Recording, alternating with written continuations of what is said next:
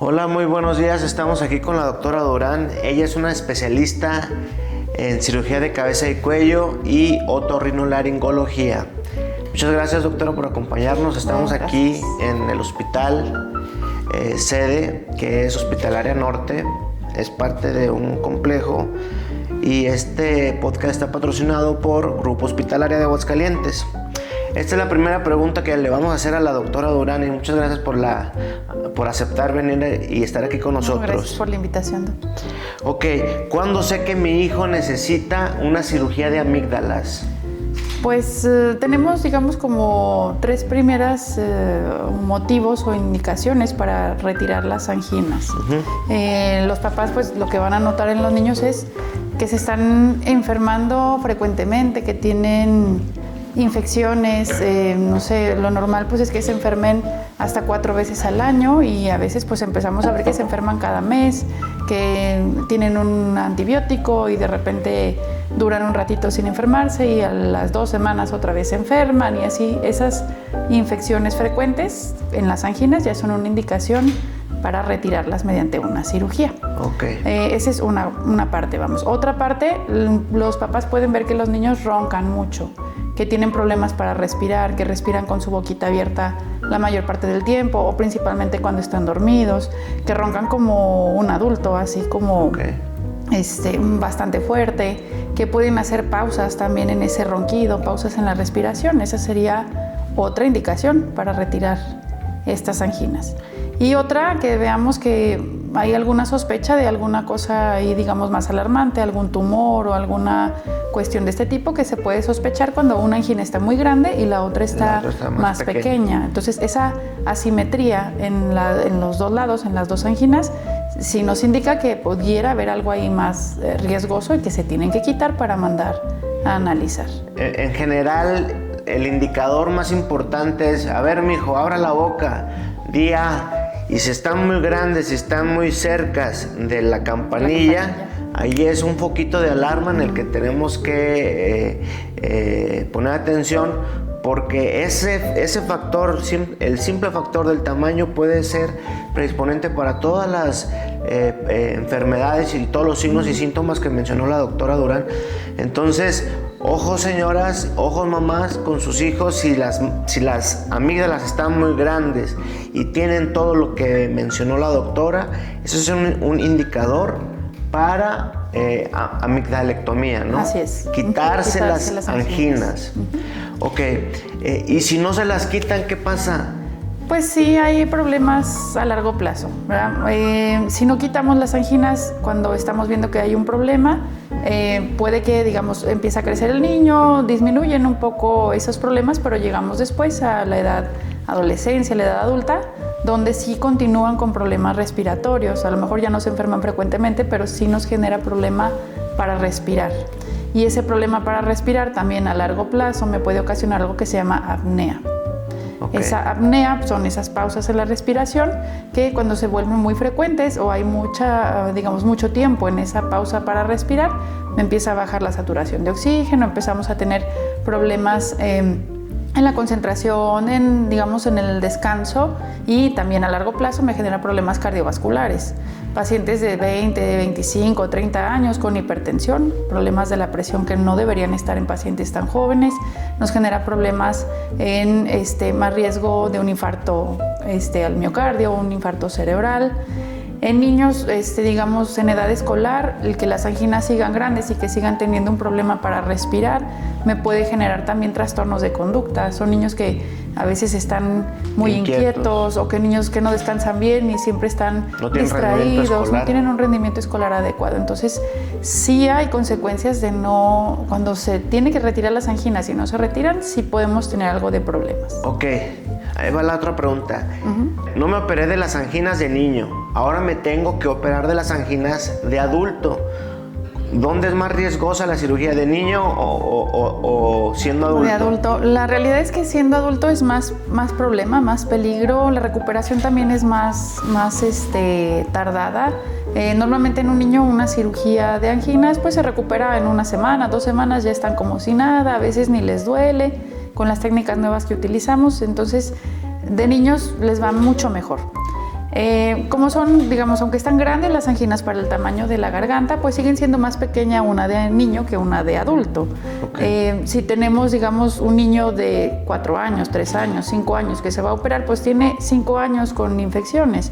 Si se opera un adulto de 20 años, es un adulto que ha tenido 20 años problemas con esas anginas, se vuelven más fibrosas, más difíciles de retirar, ya están pegadas a las otras estructuras ahí alrededor, y eso pues puede ocasionar que tengamos más riesgo de sangrado o que la cirugía dure más de lo planeado, que la recuperación también dure más de lo habitual, ¿no? Ok, entonces en resumen, sí o sí el paciente que tiene amígdalas grandes, que tiene ya los síntomas y signos que nos platicó la doctora, sí o sí se tiene que operar ese paciente, y si logra cruzar la infancia y la adolescencia y se convierte en un adulto con el problema, va a ser un adulto que no va a poder desarrollar sus actividades al máximo, porque no va a dormir bien.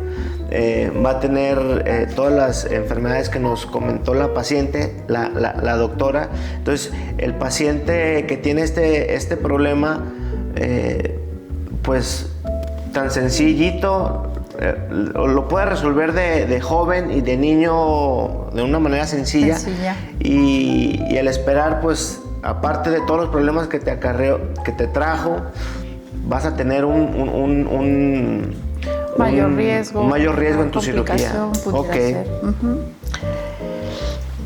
¿Qué diferencia, cómo yo puedo diferenciar de una rinitis alérgica a una enfermedad más seria como el COVID o como la influenza o como alguna enfermedad respiratoria que debo de atender de urgencia o con un especialista?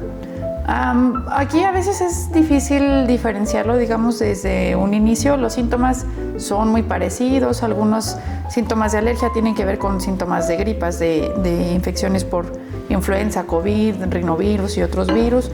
Pero bueno, ahí justamente un especialista es el que nos puede orientar un poquito más en ese aspecto.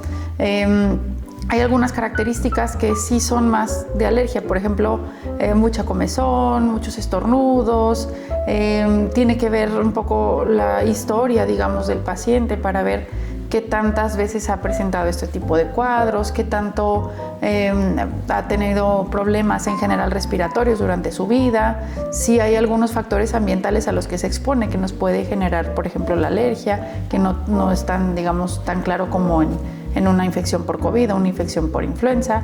Y bueno, ya obviamente la revisión es la que puede orientarnos también un poco más. Sí hay diferencias en el aspecto interno de la nariz y de la garganta cuando es una alergia o cuando es una cuestión viral.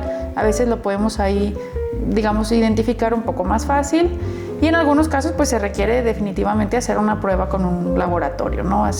Tomar muestras en la nariz, en la garganta para mandar a analizar, para ver si estamos teniendo algún problema, digamos, más serio, COVID, influenza o algún otro virus que tiene pues un tratamiento completamente diferente a lo que es un tratamiento de una rinitis alérgica.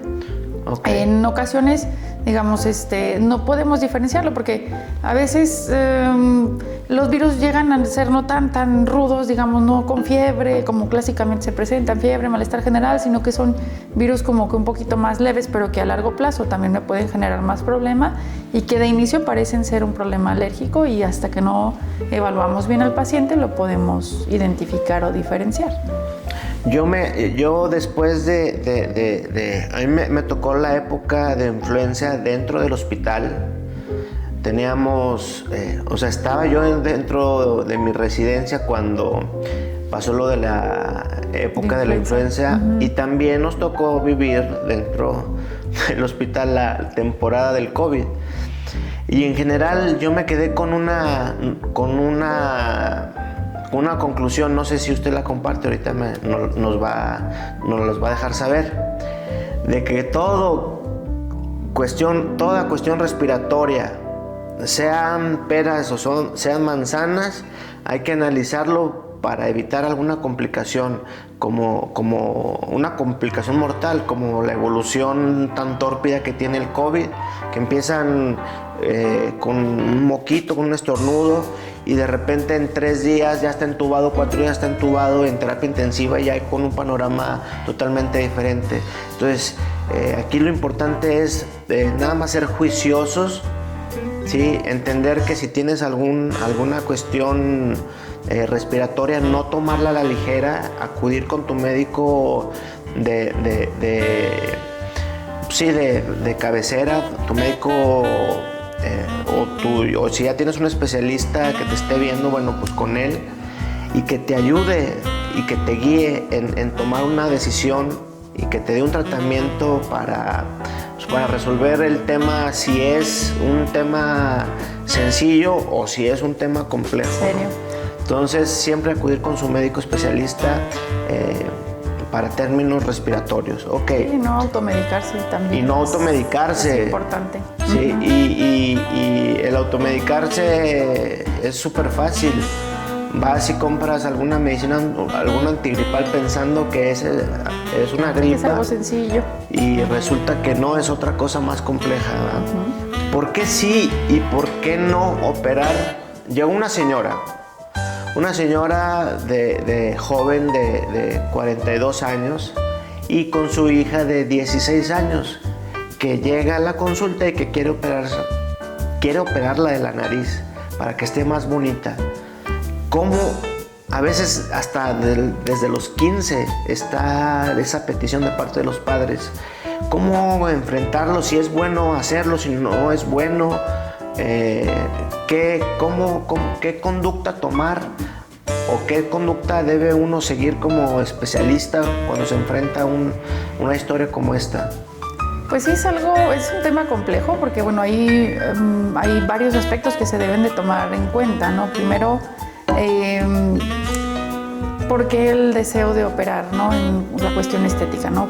Si hay algún factor, digamos, alguna desviación, alguna deformidad, alguna cuestión muy notoria que genera, por ejemplo, en los adolescentes, sobre todo, problemas de bullying, de críticas en la escuela, sobre todo, que sí pueden generarnos un problema, digamos, más de fondo, ¿no? Un problema psicológico que a largo plazo sí me puede afectar.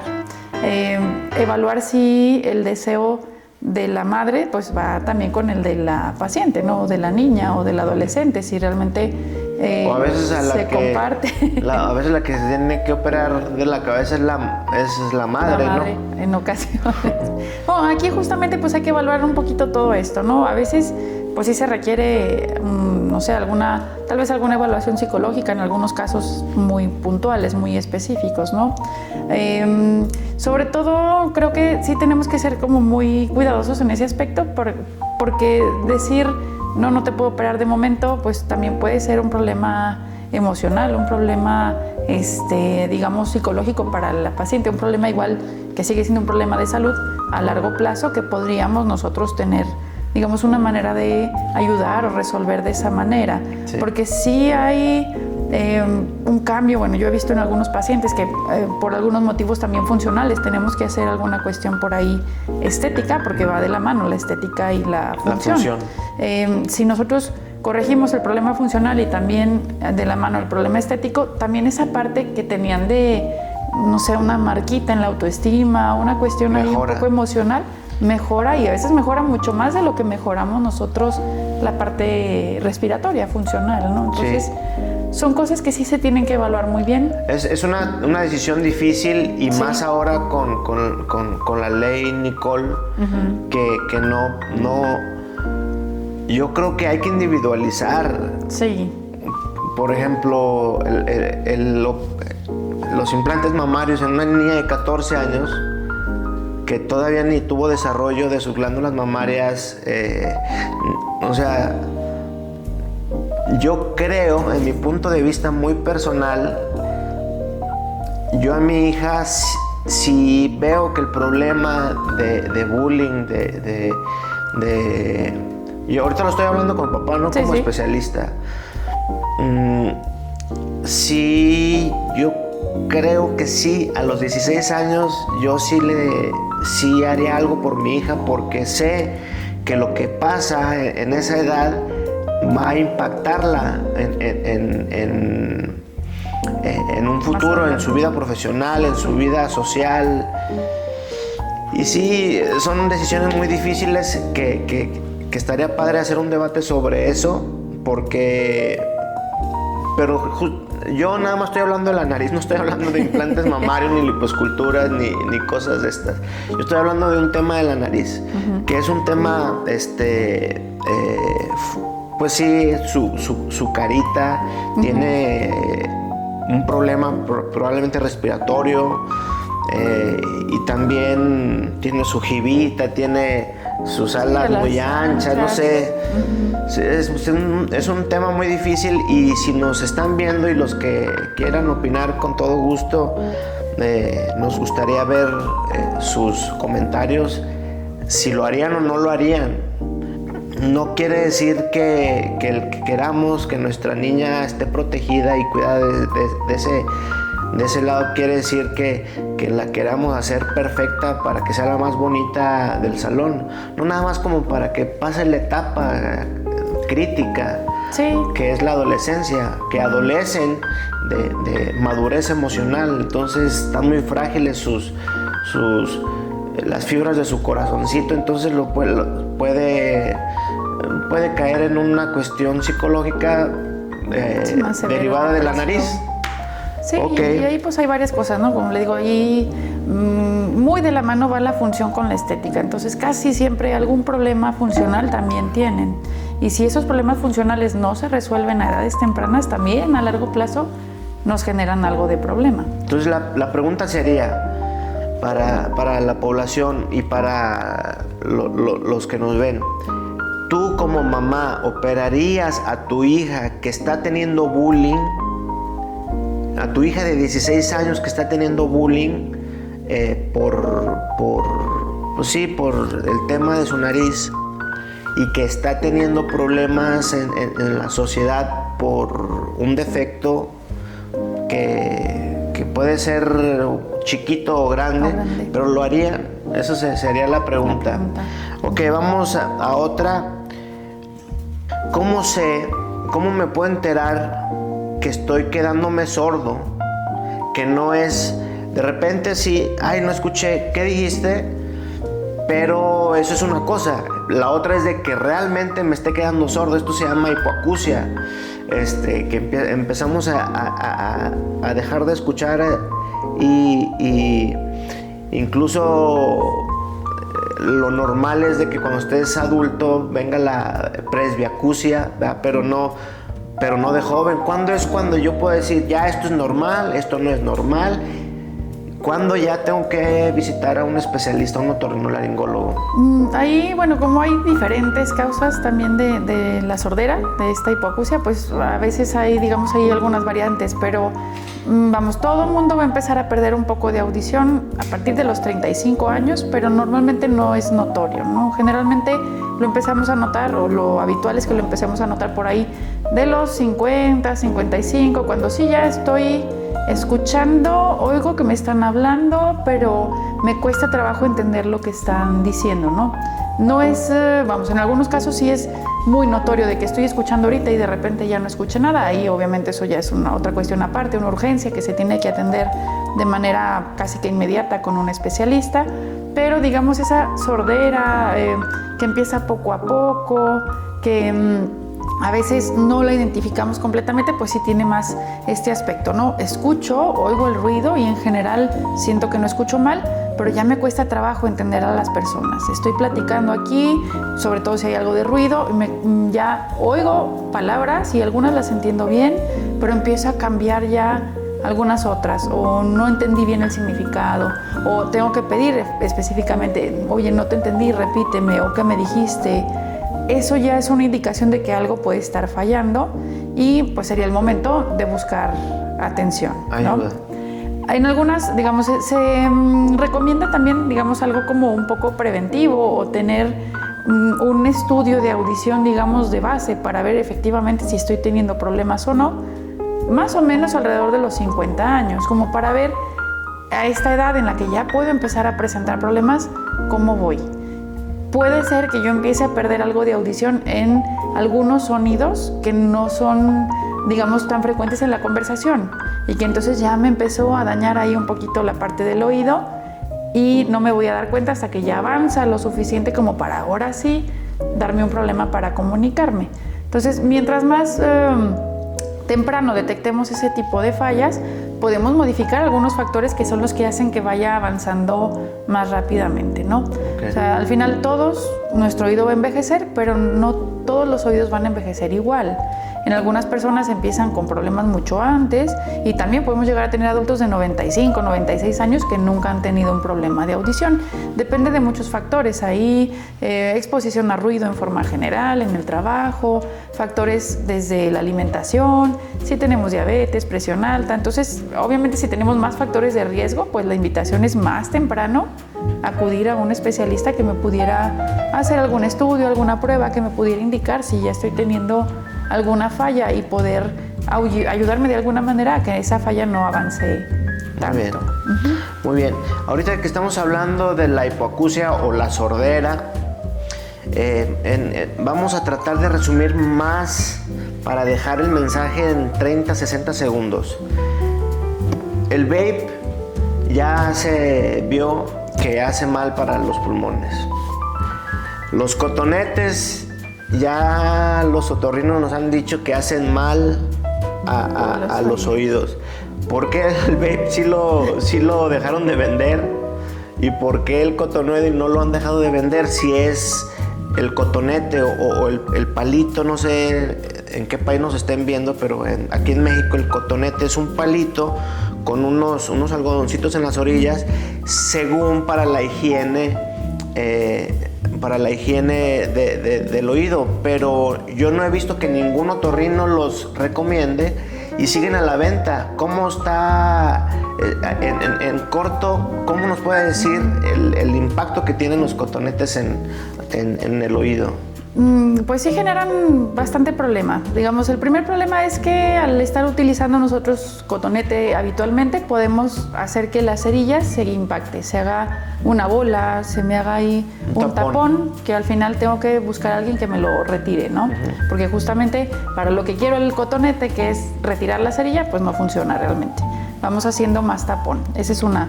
La otra, como estamos ahí picando, tallando y no vemos, no hay manera de que yo vea qué estoy haciendo en mi oído, puedo lastimar, puedo romper la piel, puedo llegar a romper el tímpano. Junto con el tímpano puedo lastimar la cadena de huesitos, que es la que me ayuda realmente a escuchar, la que me sirve como un amplificador. El martillo, yunque y estribo. Esos meros. Así se llaman. Hay unos huesitos adentro que son los huesitos más pequeños del cuerpo, que se llaman martillo, yunque y estribo. Así es. Y eso se pueden romper incluso con el cotonete, y eso pues ya es un problema mucho más serio que requiere una cirugía para reconstruir esos huesitos. Vamos, es un problema mayor, ¿no? Okay. De momento, pues lo que sí más común pues son esos tapones que llegan a ser incómodos, que también me dan un problema para escuchar, que me pueden favorecer infecciones en el oído, y eso hace pues que necesite una atención médica que pude haber evitado. Sí. Entonces la siguiente pregunta que brinca, las señoras, entonces, ¿cómo le limpian los oídos a sus hijos? Aquí lo ideal es realmente no meter nada dentro del conducto, ¿verdad? La cerilla es algo que tenemos ahí en el oído por un motivo, es una protección, nos ayuda a evitar que entre polvo, que entren bichos, que entren algunas otras cosas, nos cubre la piel como si fuera una crema para evitar que se agriete y entre una infección. Entonces, la cerilla que se produce muy en la entrada del conducto, esa ahí la debemos de dejar. Cuando cumple su función, empieza a salir hacia esta parte que se llama concha, aquí en esta parte del oído, y ahí en esa zona sí la podemos retirar. Se puede retirar con un Kleenex, se puede retirar con la toalla con la que nos secamos el cabello, saliendo de bañarnos, es el mejor momento, digamos, porque está húmeda, calientita, y pudiera ser hasta el cotonete, pero solo en la parte externa. Adentro en el conducto ahí no hay que meter nada. Ok, entonces no hay que hacer higiene de los oídos con ningún cotonete, eso es peligroso. Ok, ahorita que habló de la concha, yo en mi práctica médica veo pacientes con sus orejitas muy anteriores y el paciente y el familiar viene, más bien los padres vienen a traer a sus hijos para resolver el problema de las orejitas anteriores. Ahorita con la nueva ley, ¿cómo operas a un paciente de otoplastía que es meramente estético para evitar justamente lo que platicábamos, el bullying? El famoso orejón o el tumbito o el orejas de antena parabólica. O sea, hay infinidad de términos que les sí, aplican, entonces, ¿no? Ahorita, ¿usted qué piensa con esta nueva reforma de ley? Pues ahí, ¿qué hacer? Justamente creo que igual se tiene que hacer una evaluación más profunda que solo el decir, bueno, ¿tiene problema médico, sí o no? Al final de cuentas, si eso le está generando depresión, ansiedad, por una cuestión de bullying, pues sigue siendo un problema médico que de alguna manera se podría intentar resolver, obviamente con terapia y con toda la cosa, pero también que la cirugía podría ser parte de ese tratamiento que se le podría ofrecer al paciente. Pero la ley dice procedimientos estéticos, no a menores de 18 años. Y hay situaciones sí de salud y hay otras situaciones que son estas que estamos platicando justamente.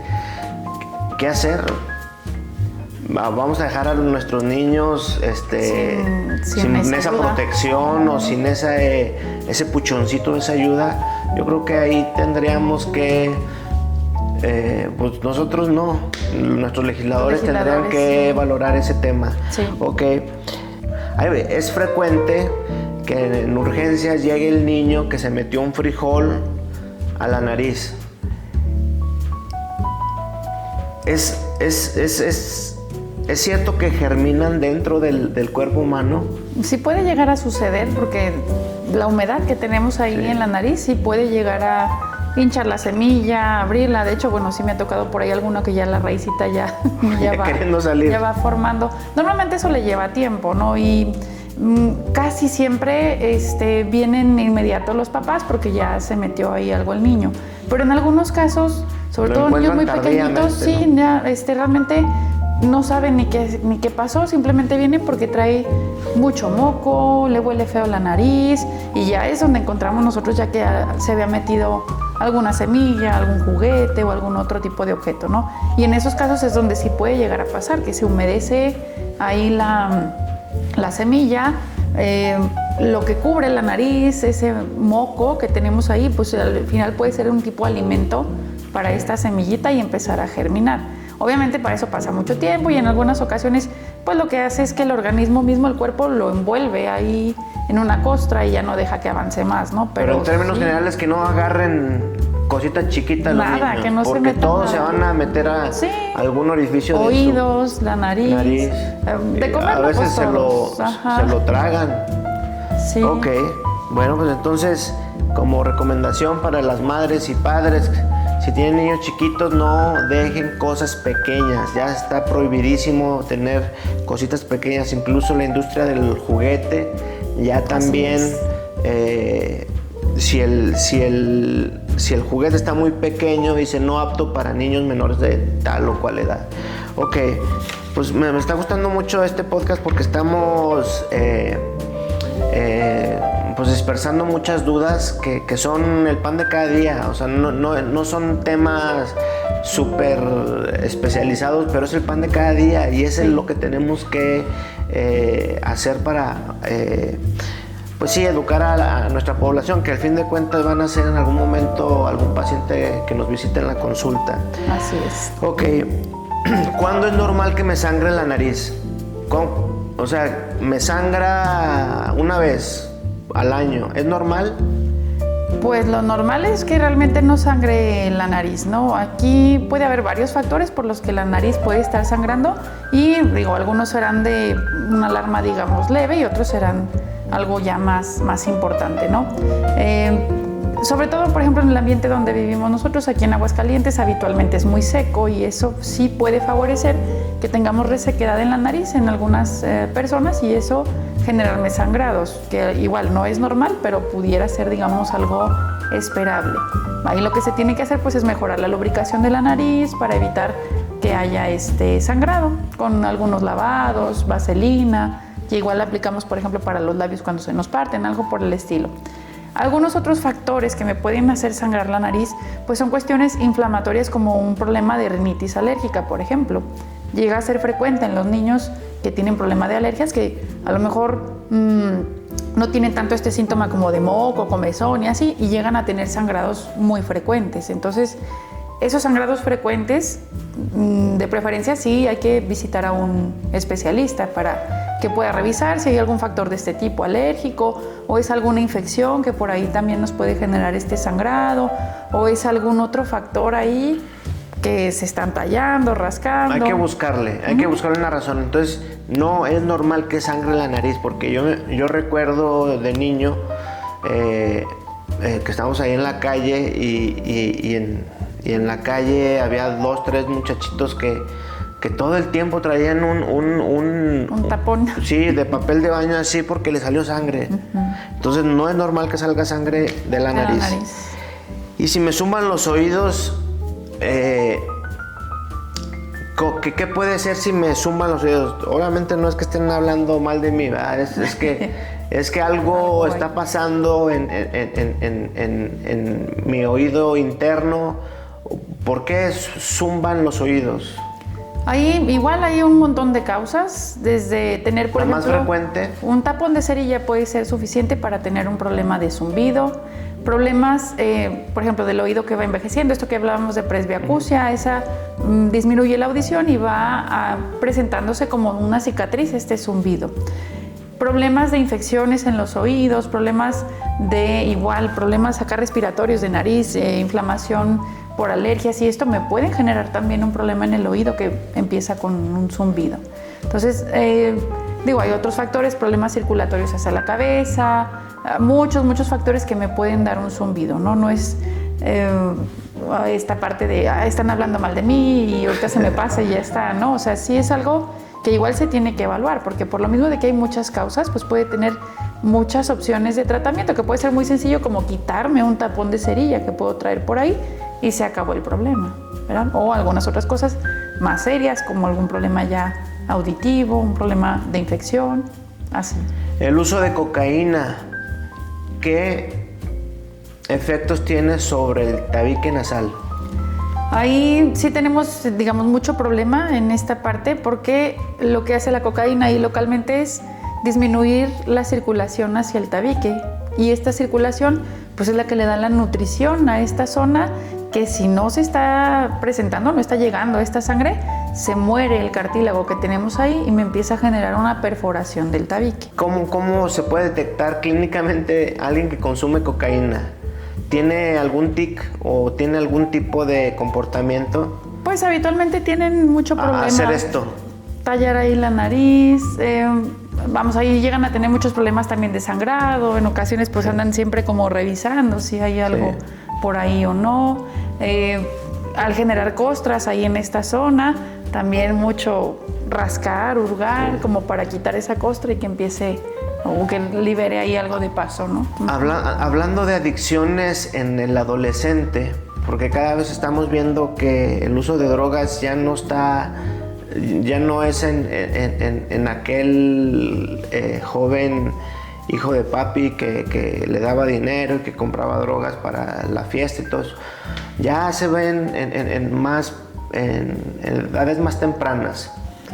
¿Cómo podemos detectar, como especialista en cabeza y cuello, cómo podemos detectar ese uso de sustancias ilícitas, el abuso y uso de sustancias ilícitas mediante la clínica o la exploración física? Pues habitualmente, justamente al hacer nosotros la revisión de la nariz, la rinoscopía, así se llama, vemos estas zonas que habitualmente son las que están en contacto con la droga, que se pueden empezar a poner muy pálidas, se ve como un arito, digamos, alrededor hay vasitos sanguíneos, rojo, y en el centro blanco, muy pálido, o ya vemos una costra, o ya vemos esta perforación como tal, ¿no? Bueno, las perforaciones pueden surgir por muchos motivos, ¿no? Pero sí, es muy común que tenga que ver con algo de... Entonces, primero este empieza a verse blanco, después cambia su coloración a una necrosis, me imagino que es la costra. Se empieza a generar costra, una costra como negra, gris. Ajá. Y luego después de eso viene la perforación. Estamos hablando del tabique nasal. Recordemos que la nariz otro nombre es la pirámide nasal y tiene una parte cartilaginosa y una parte ósea. En la parte cartilaginosa es la que se perfora y es el tabique nasal, es lo que soporta el triángulo. Supongamos que es como una carpa. Este triángulo este poste que está aquí en medio es el tabique nasal y es lo que se perfora. Ok.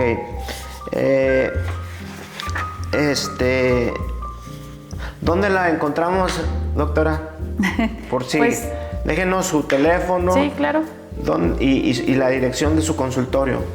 Sí, pues yo estoy en Bosques del Prado Sur, la calle Sierra de las Palomas, número 323. Ahí me pueden encontrar. Es una clínica pequeña que se llama Médica Bosques. Realmente pues, es una casita adaptada con consultorios, pero ahí con mucho gusto los atendemos. El teléfono de ahí del consultorio es el 449, es 140-2753. Igual ahí, si gustan, a través de Doctoralia, pueden encontrarme también. ¿Tiene redes sociales?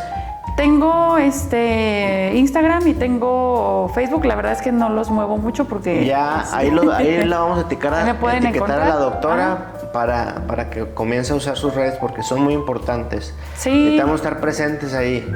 Y este contenido es justamente dirigido a plataformas sociales para difusión de información valiosa como esta, de profesionistas, de especialistas en el área. Entonces, muchas gracias, doctora, por acompañarnos y les damos muchas gracias a todos los que nos están viendo.